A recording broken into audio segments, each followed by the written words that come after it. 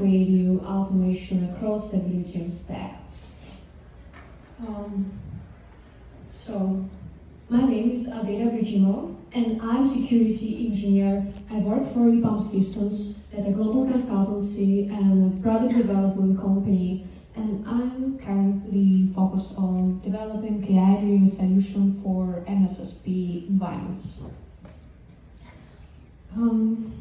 So this talk will cover how to integrate AI into SOC, into Security Operations Center.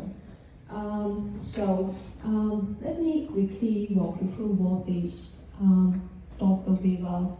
So we will set the stage with AI theory foundation. I'm not going to dive deep into academic stuff, but just little focus. And then we will move to detection rule creation and translation section. And here I want to show how we need to automate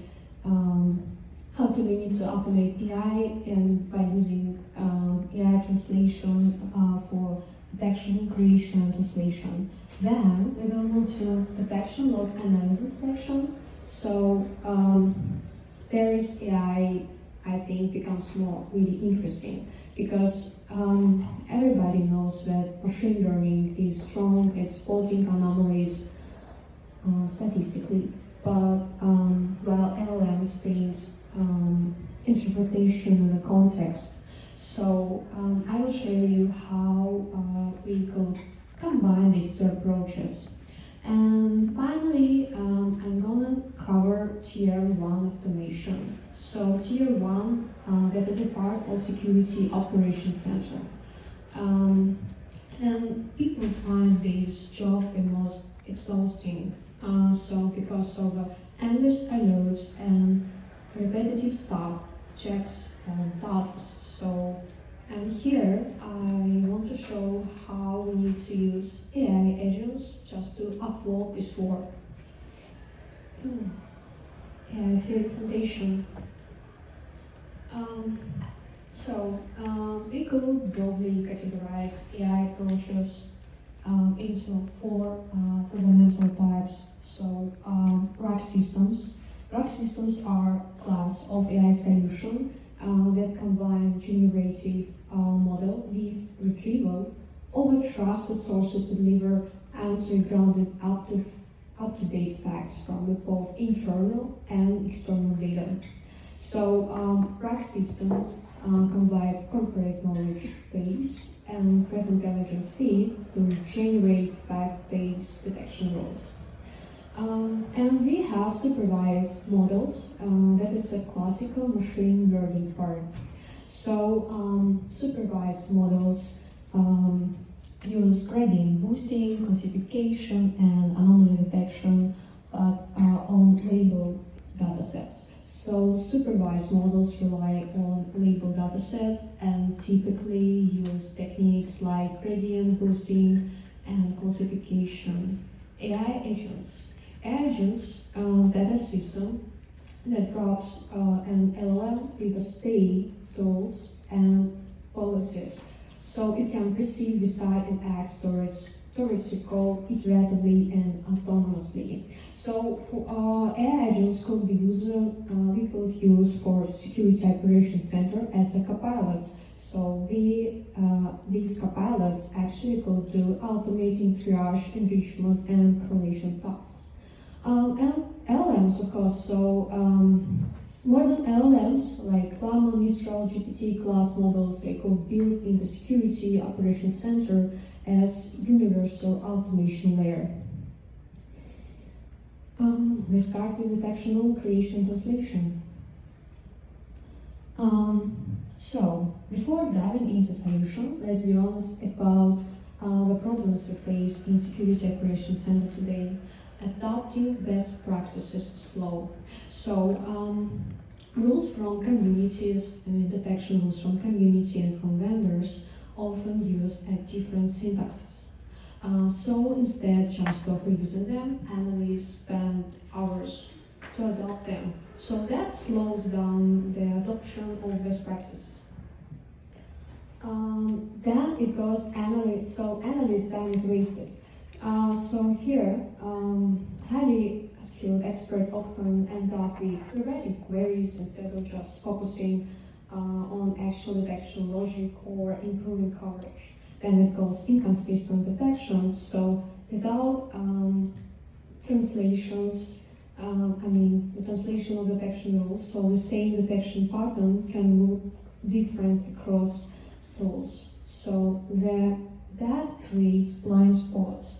One CM might flag an attack, and our CM just could miss it completely. And that is, and finally, all of this leads to vendor lock-in. So detection logic tied to one CM platform, which makes migration long-term flexibility much harder. What the best approach to address this problem? So that's an evolution. Nonsense is not just LLMs, right? So that's about an evolution from LLMs to RAG and then to finally to RAG agents. So how this evolution happens? So LLMs are powerful, right? So but they're not enough. So because they can hallucinate and they don't know source-specific syntax. So, and there the RAG comes in. So the retrieval augmented generation allows to bring in the field mapping and syntax example from index sources without retraining the model every time. So the retriever finds the red chunks and the LLMs organizes them, and they get structured fact-based output. From RAG to RAG agents. So, but the real breakthrough happens when we add agents. So, RAG agents go beyond just retrieving information. They validate syntax, they understand SOC context, and they can even trigger a real-world action. Like updating detection pipeline or pushing a new detection rule into production. So that is step from passive assistant to autonomous detection engineering. So here I want to cover a real possible architecture of agentic RAG AI rule translation from Yarel.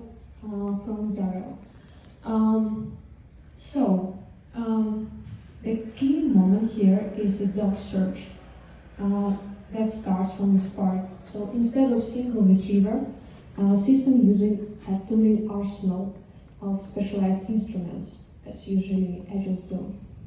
So security document retriever searches official UDN documentation and correct field mapping.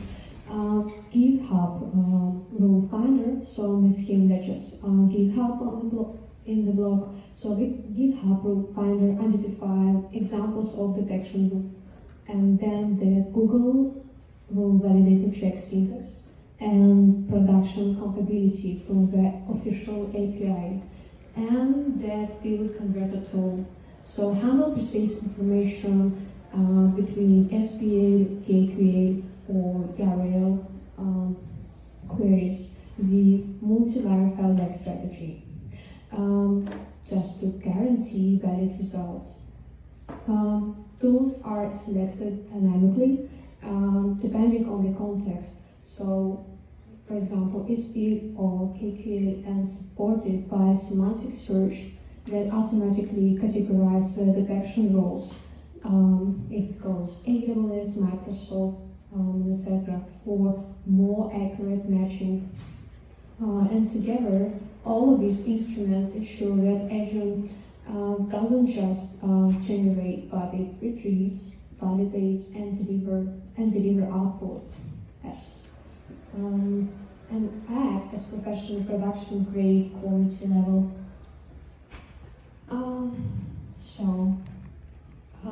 How we solve this problem? So that we have we build a RAG agent. So we ship a production RAG agent that use hybrid retriever and agentic plan to detect the source CM. So that is not just detect the source CM, that translate to the target and validate the API. So it runs in GCP and Azure as a scalable pipeline that converts a large batches of roles into production-ready output. There is a link, guys, that you could just try to scan. You will find an article that I was an author of this article.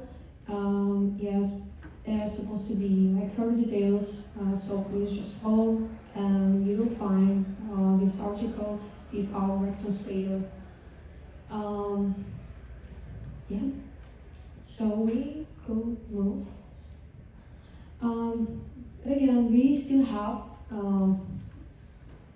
pros and cons in this concept.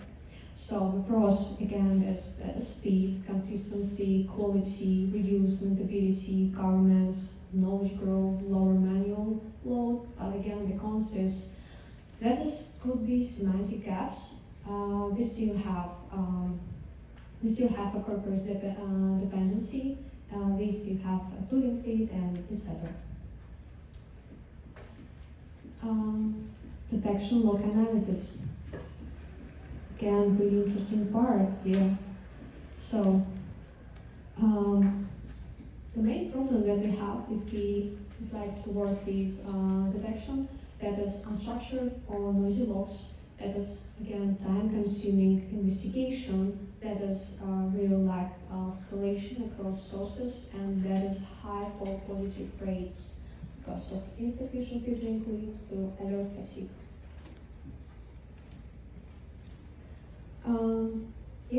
And then the most vendors talk about AI for detection and log analysis. The default answer is machine learning approach. But there is a problem. They all see by now that user and entity behavior analytics, probably everybody knows about this user and entity behavior analytics approach for anomaly detection, but it didn't live up to promises. So it tends to still chain rate high false positive rates. It still has lack of necessary context for analysts to make a decision, and it doesn't adopt quickly enough for imminent threats. But because that's still a machine learning approach, that definitely does shine in certain areas. So that means it's very good at finding anomalies in large volumes of structured numeric data. So it builds statistically baselines, clusters, and applies time series models.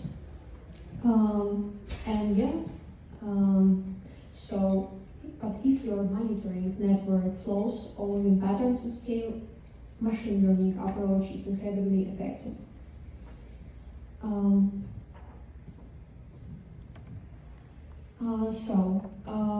But we understand that this machine learning alone is not enough, and LM alone are unprecise. So the answer is just combining them.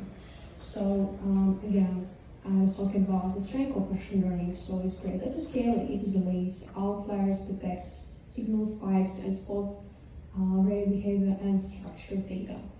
But machine learning still struggles with the context, and that's where LLM comes in. So LLM can interpret, cluster, and explain machine learning outputs by using logs, playbooks, and business context.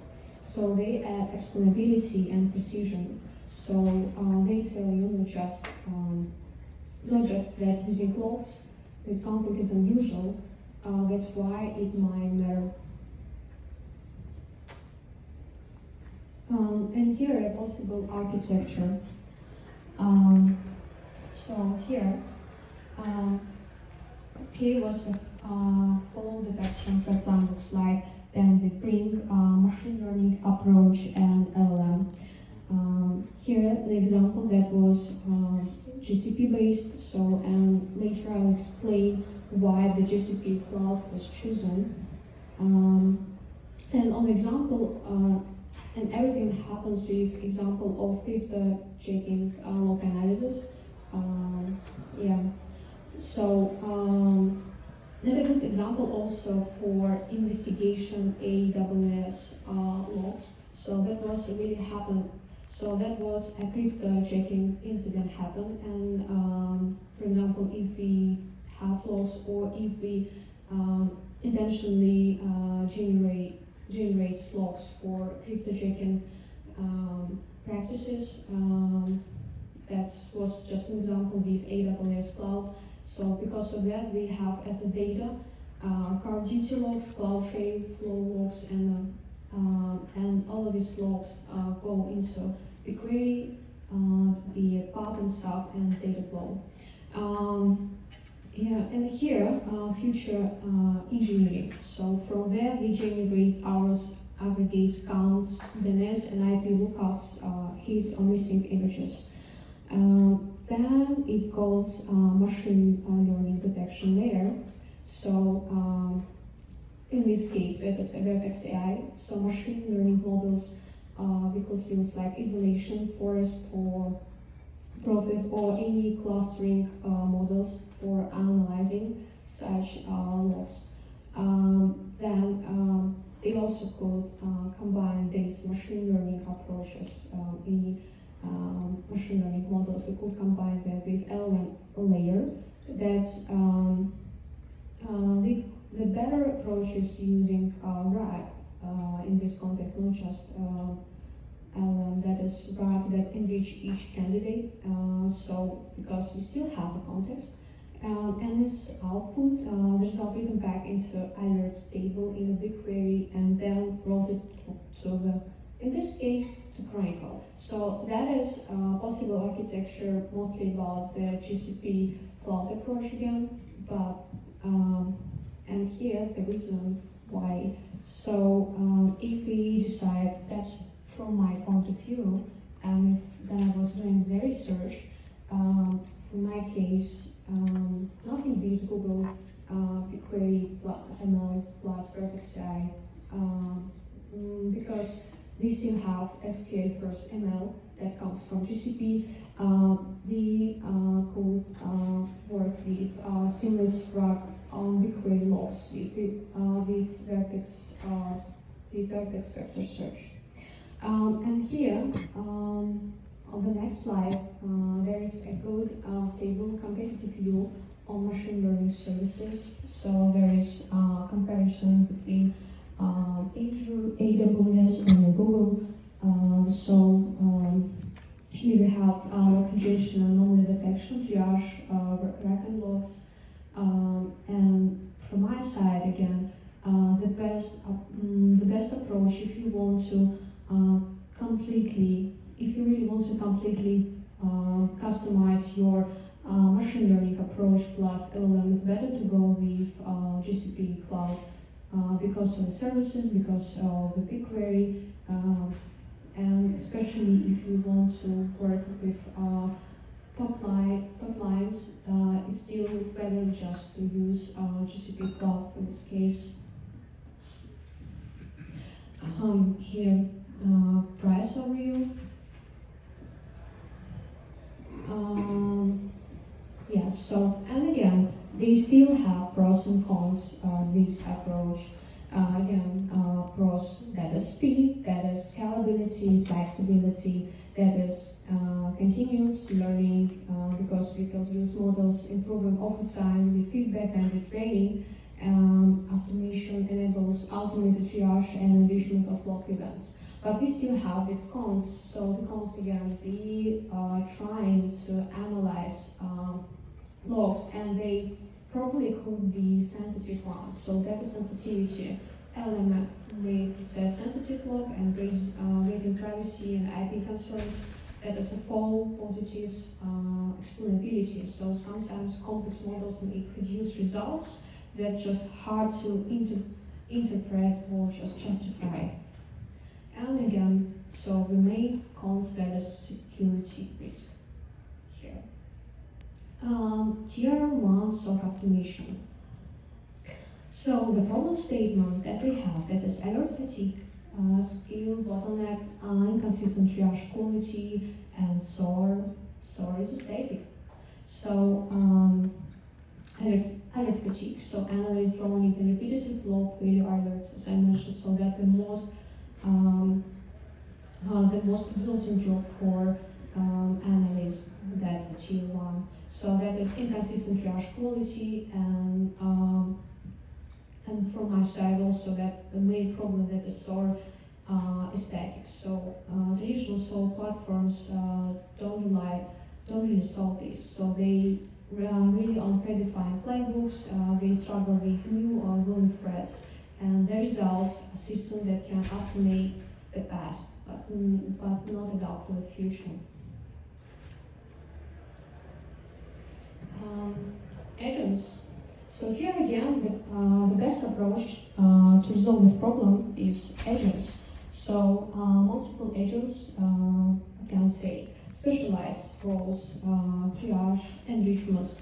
And if we really talk about AI agents, the best thing here is that agents could really act as security operation team. So instead of one giant model making every decision, we orchestrate multiple agents, and each agent does its part. So together they function like an AI-powered SOC team. So the result is scalable, reliable, and much closer how a real team works.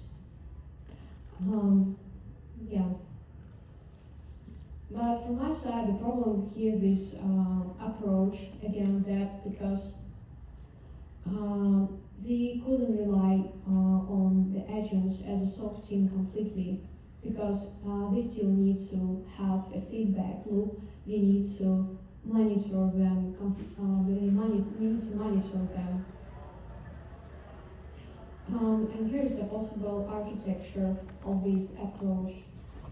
So, so that all happens from ingestion. So we start with alerts that coming from CRM platform. They into the pipeline through message bus, probably a queue.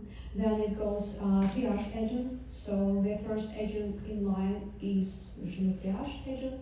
Then it goes enrichment agent. The agent pulls in context that use threat intelligence, asset data, user info, and everything analysts usually have to fetch manually. Then it goes decision agent. With enriched adders, the decision agent evaluate what to do, escalate or suppress or after close. And this decision agent, from my side, the most sensitive one, because there is the better way to work with decision agent just to have end-on-core mechanism, because we need to control the age isolation step until I've never seen in practice that decision agent was completely autonomous agent. Every time that usually works with end-on-core approach. Case agent, escalation agent. That is, if the alert is valid, the case agent creates the ticket with the full context. And the final step, that is a feedback knowledge base. So from there, analysts feedback move back into knowledge base metrics and dashboards and track performance. So it all goes to the ticket and to the knowledge base. We still have here also pros and cons of this approach. So the pros are that is speed, that's quality, much better sometimes, that the consistency, mutability, that knowledge growth, that governance. But the main cons still are, again, that is corpus dependency, semantic gaps, and it's false confidence, and sometimes that is drift and keep, and again security API central KV may expose sensitive detection of hit license issues. Here the good schema that really shows us how SOC code looks like Especially I do like this arbitrage incident response part. Here you can see the arbitrage agent, investigation agent, and incident response agent they on one block. So we still need to have context enrichment. We still need to have SOC analysts that will control these agents. And again, there is no way to automate this agent without any feedback loop.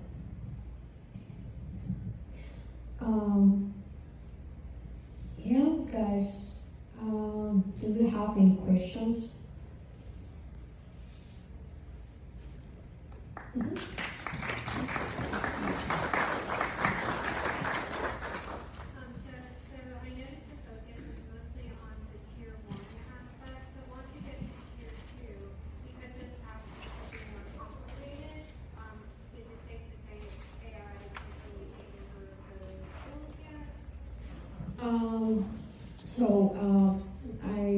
I really like this question. Probably everybody knows about Profit teams and our vendors that provide security automation solutions. And the problem is, mostly of vendors or security automation mostly focus on tier 1. And the answer is because it's easier just to handle the context about the other, because the tier 2 usually focuses on not just covering all information, they're more focusing on isolation, suppressing with real world actions. And here, the real problem is there is no way to have absolutely autonomous agents. We still need to have analysts. That's kind of end-on-core mechanism approach, and that's a real problem. So that's really hard for vendors or for products explaining people, yeah, okay, you can use this automation, but we still need your analyst. And there is lots of problems, concepts, and questions that still SOC operations still just trying to figure out how we could use this automation in tier 2, because we still working with sensitive logs. We still need to think about how AI, how we could integrate AI, especially if we're talking about like integrating not supervised machine learning that was built on sensitive data that's more secure. Then if we think about any open source models or famous GPT class models, if you want to integrate them, that's again lots of questions, pros and cons. Yeah, so probably answer for a question. Yeah. Guys, do you have more questions?